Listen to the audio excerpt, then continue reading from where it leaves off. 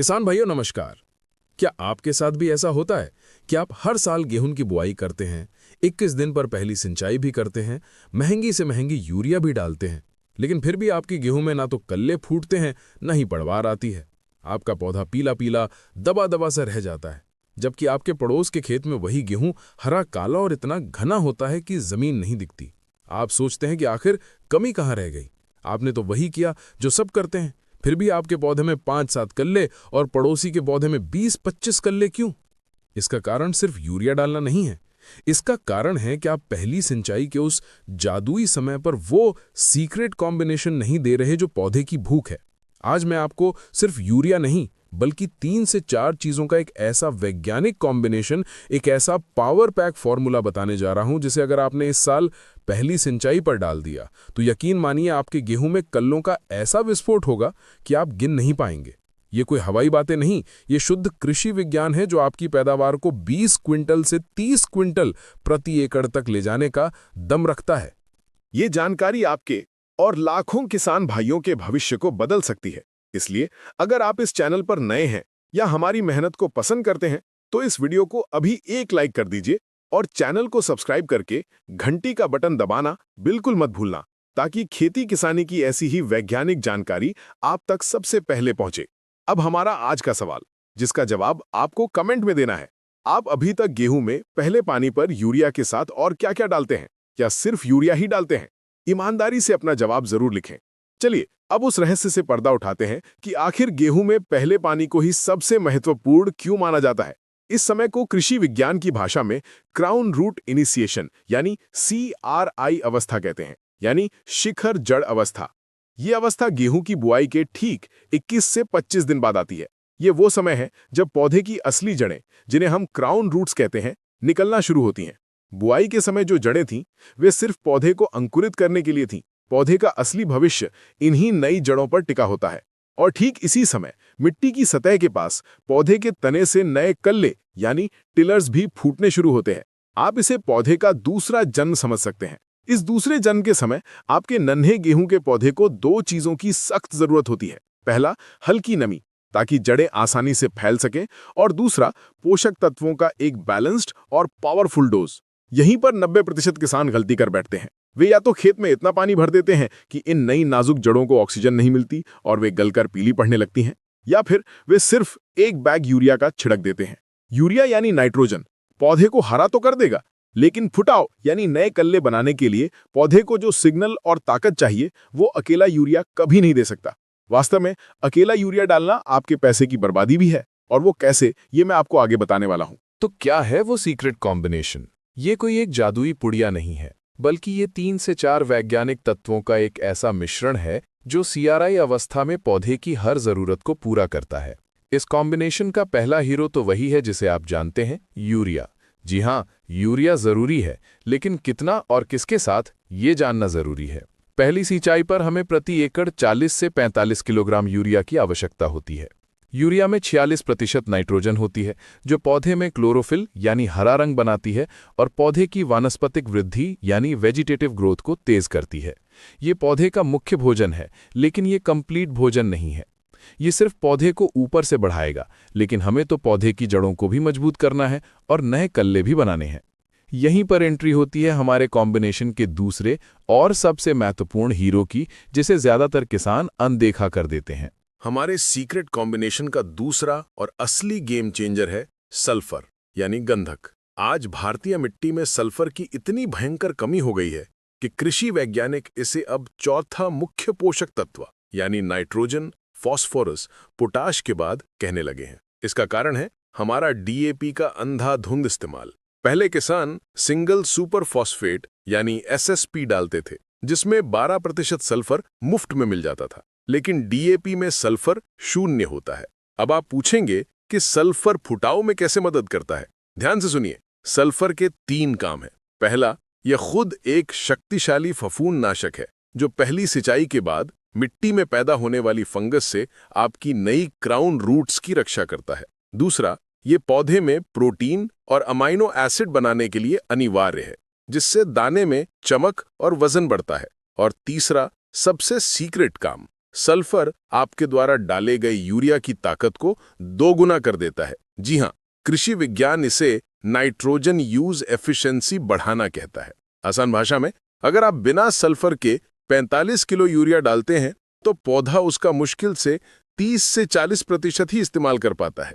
बाकी 60% यूरिया या तो अमोनिया गैस बनकर हवा में उड़ जाता है, वॉलेटिलाइजेशन, या पानी के साथ घुलकर जमीन में इतना नीचे चला जाता है कि जड़ें उसे पकड़ नहीं पाती। आपका 60% पैसा बर्बाद हो गया। लेकिन जब आप यूरिया के साथ सल्फर मिलाते हैं तो सल्फर इस यूरिया को लॉक कर लेता है, उसे धीरे धीरे पौधे को उपलब्ध कराता है और पौधे की यूरिया सोखने की क्षमता को 60 से 70% तक बढ़ा देता है।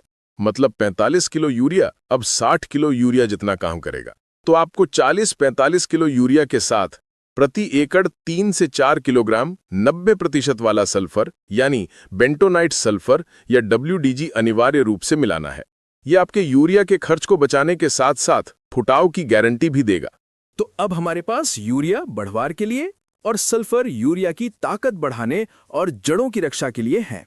ये कॉम्बिनेशन बहुत अच्छा है, लेकिन हमें तो जबरदस्त फुटाव चाहिए। हमें पौधे को वो सिग्नल देना है कि चलो नए कल्ले बनाना शुरू करो।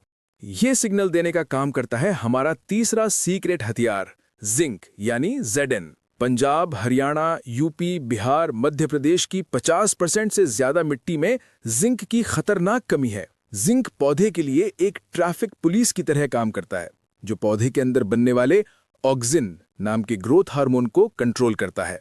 ये ऑक्सिन ही वो हार्मोन है जो पौधे की चोटी को बढ़ने का और बगल से कल्ले फूटने का आदेश देता है। जब मिट्टी में जिंक की कमी होती है तो ये ऑक्सिन हार्मोन नहीं बन पाता। नतीजा, पौधा सिर्फ एक डंडे की तरह ऊपर बढ़ता रहता है, बगल से फुटाव लेता ही नहीं। पत्तियां छोटी, पीली और ऐंठी हुई सी रहती हैं। किसान इसे यूरिया की कमी समझकर और यूरिया डालता है, जो किसी काम नहीं आती। इसलिए CRI स्टेज पर जब पौधा नए कल्ले बनाने को तैयार बैठा है, उसे जिंक का सिग्नल देना अनिवार्य है। अब यहाँ एक बहुत बड़ी वैज्ञानिक सावधानी जो 99% किसान नहीं जानते।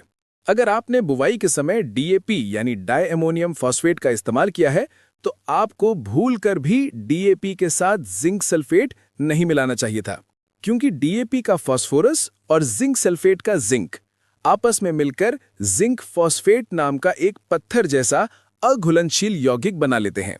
ये ना तो पौधे को मिलता है और ना ही अगले 2-3 साल तक मिट्टी में घुलता है। आपका जिंक और फास्फोरस दोनों बर्बाद। इसलिए जिंक देने का सबसे सही समय है पहली सिंचाई पर यूरिया और सल्फर के साथ। इस समय तक मिट्टी में फास्फोरस फिक्स हो चुका होता है और जिंक पौधे को तुरंत उपलब्ध हो जाता है। आपको प्रति एकड़ 5 किलोग्राम 33% वाला जिंक सल्फेट लेना है या 8 से 10 किलोग्राम 21% वाला जिंक सल्फेट लेना है। इसे भी उसी यूरिया और सल्फर के मिश्रण में मिला लें। तो हमारा गोल्डन ट्रायंगल तैयार है। 40-45 kilo urea plus 3-4 kilo sulphur plus 5-8 kilo zinc sulphate. ये वो न्यूनतम कॉम्बिनेशन है जो आपके गेहूं में फुटाव की गारंटी देता है।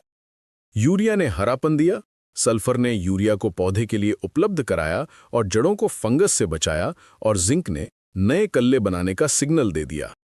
जब ये तीनों चीजें एक साथ 21-25 दिन की CRI अवस्था में पौधे को मिलती हैं तो पौधा सुपर ग्रोथ मोड में चला जाता है। लेकिन रुकिए, जैसा कि मैंने वीडियो की शुरुआत में वादा किया था कि मैं आपको डबल पैदावार का राज बताऊंगा।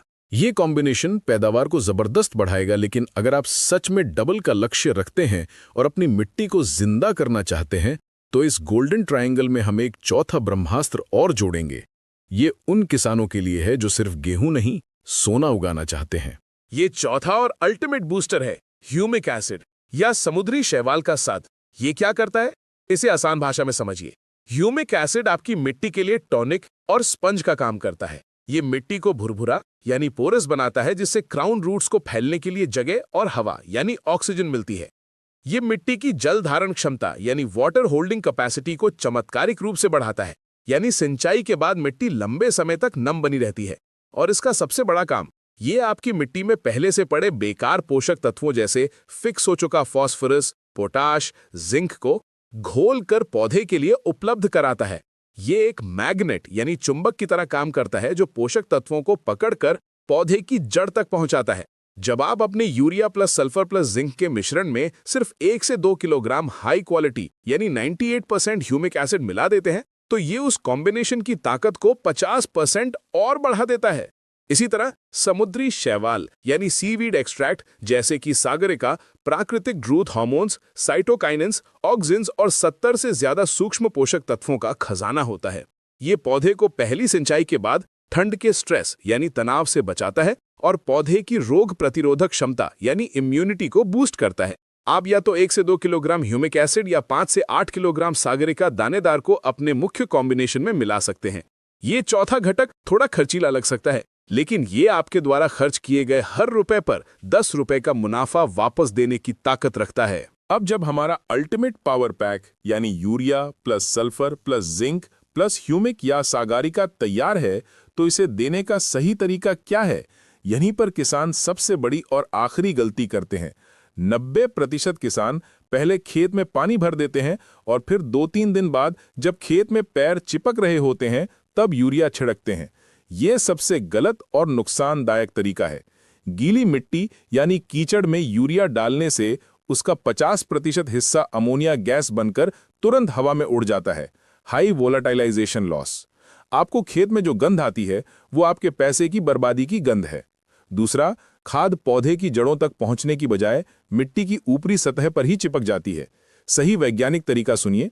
आपको ये पूरा कॉम्बिनेशन यानी urea plus sulphur plus zinc plus humic सिंचाई करने से पहले खेत में समान रूप से छिड़कना है।